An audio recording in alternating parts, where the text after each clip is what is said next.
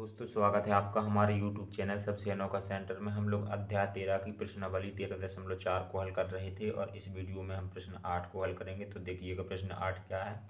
चंद्रमा का व्यास पृथ्वी के व्यास का लगभग एक चौथाई है। इन दोनों के पृष्ठीय क्षेत्रफलों का अनुपात ज्ञात कीजिए। ठीक है, हमें बताया गया है कि जो चंद्रमा का व्यास है वो पृथ्वी के व्यास का एक चौथाई है। ठीक है, हमें चंद्रमा और पृथ्वी के पृष्ठीय क्षेत्रफलों का अनुपात निकालना है। ठीक है, तो चलिए स्टार्ट करते हैं। हम लोग क्या करते हैं, हम लोग पहले मान लेते हैं कि पृथ्वी का व्यास कुछ मान लेते हैं। ठीक है, यहाँ पर लिखते हैं माना माना पृथ्वी का व्यास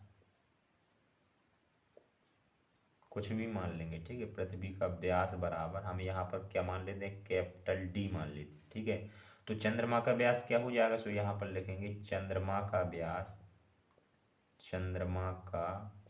व्यास। अब चूंकि प्रश्न कह रहा था जो चंद्रमा का व्यास है वो पृथ्वी के व्यास का एक चौथाई है, यानी कि हम लोग चंद्र पृथ्वी के व्यास में 4 से भाग लगा देंगे तो ये हो जाएगा हमारी चंद्रमा का व्यास। ठीक है, तो इस प्रकार से ये चंद्रमा का व्यास हो गया। अब हम लोग क्या करेंगे, पृथ्वी की त्रिज्या निकाल लेंगे। ठीक है, हमें व्यास दिया गया, हम लोग त्रिज्या निकाल लेंगे और चंद्रमा की भी त्रिज्या निकाल लेंगे। सो यहाँ पर लिखेंगे पृथ्वी की त्रिज्या। और हम लोग जानते हैं जब व्यास दिया होता है तो त्रिज्या निकालने के लिए हम लोग व्यास में 2 से भाग लगा देते हैं। ठीक है, तो पृथ्वी की बात हो रही है तो पृथ्वी का व्यास कितना है, डी। हम लोग इसमें 2 से भाग लगा देंगे तो ये पृथ्वी की त्रिज्या हो जाएगी। ठीक है, अब हम लोग चंद्रमा की व्यास से चंद्रमा की त्रिज्या निकाल लेते हैं। तो यहाँ पर लिखते हैं चंद्रमा की त्रिज्या बराबर, चंद्रमा का व्यास कितना है, डी बटे चार। ठीक है, और इसमें हम लोग 2 से भाग लगा देंगे इस प्रकार से। ठीक है, तो चंद्रमा की त्रिज्या कितनी बन जाएगी, डी/4 × 8, यानी डी/8 ये चंद्रमा की त्रिज्या होगी। ठीक है, हमें पृथ्वी की त्रिज्या भी पता चल गई और चंद्रमा की त्रिज्या भी पता चल गई। सो अब हम इन दोनों का एक एक करके पृष्ठीय क्षेत्रफल निकाल लेंगे। ठीक है, तो यहाँ पर देखिएगा हम लोग लिखते हैं पृथ्वी का पृष्ठीय क्षेत्रफल,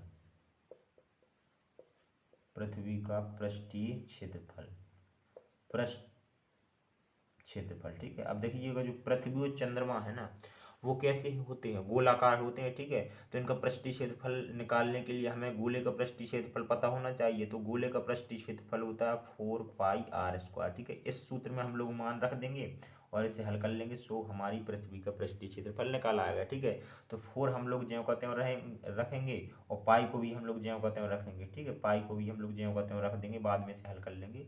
और यहाँ पर आर का मतलब है त्रिज्या और पृथ्वी का हम पृष्ठीय क्षेत्रफल निकाल रहे हैं। तो पृथ्वी की त्रिज्या कितनी है, डी/2। ठीक है, तो आर की जगह पे हम लोग कितना रख देंगे, डी/2। ठीक है, और r² है तो डी/2 एक बार और कर देंगे गुणा में। ठीक है, इस प्रकार से अब देखिएगा यहाँ पर हम लोग क्या करेंगे, 4π को ज्यों का त्यों रख देंगे और यहाँ पर डी का गुणा डी में करेंगे। सो यहाँ पर हो जाएगा हमारा d⁻²।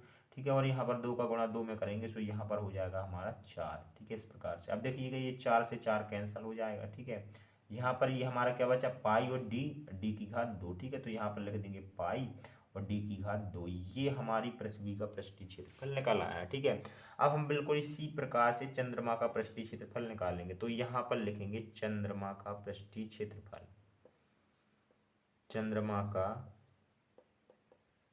पृष्ठीय क्षेत्रफल।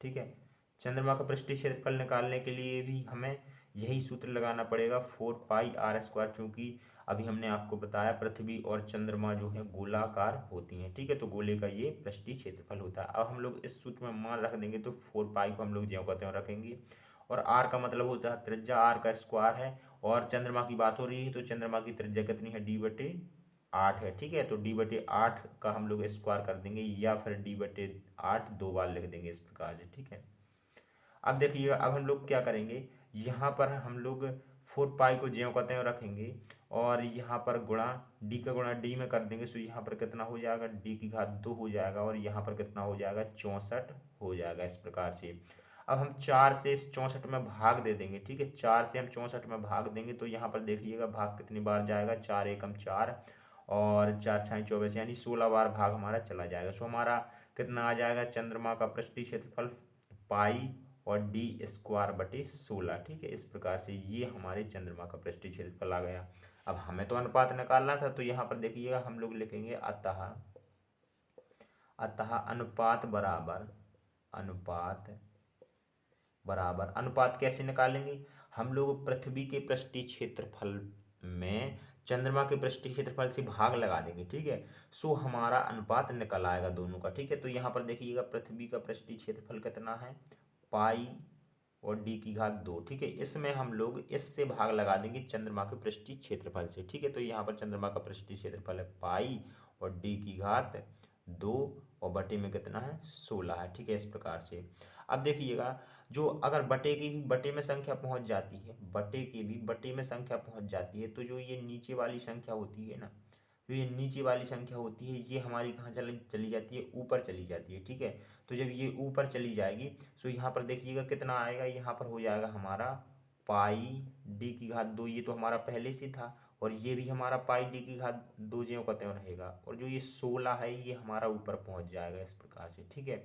अब देखिएगा, अब हम लोग क्या करेंगे, ये पाई डी की घात 2 से ये पाई डी की घात 2 कैंसिल हो जाएगी, ठीक है। तो क्या बचा हमारा, केवल 16 बचा, और 16 के नीचे हम लोग 1 लिख सकते हैं, ठीक है।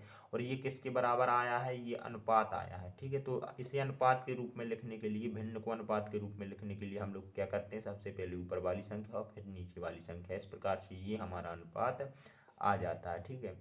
इस प्रकार से यही प्रश्न कह रहा था कि अनुपात निकालिए, हमारा अनुपात कितना निकला, 16:1। इस प्रकार से ये हमारा 8वां प्रश्न कंप्लीट हो जाता है। चलिए मिलते हैं अगली वीडियो में।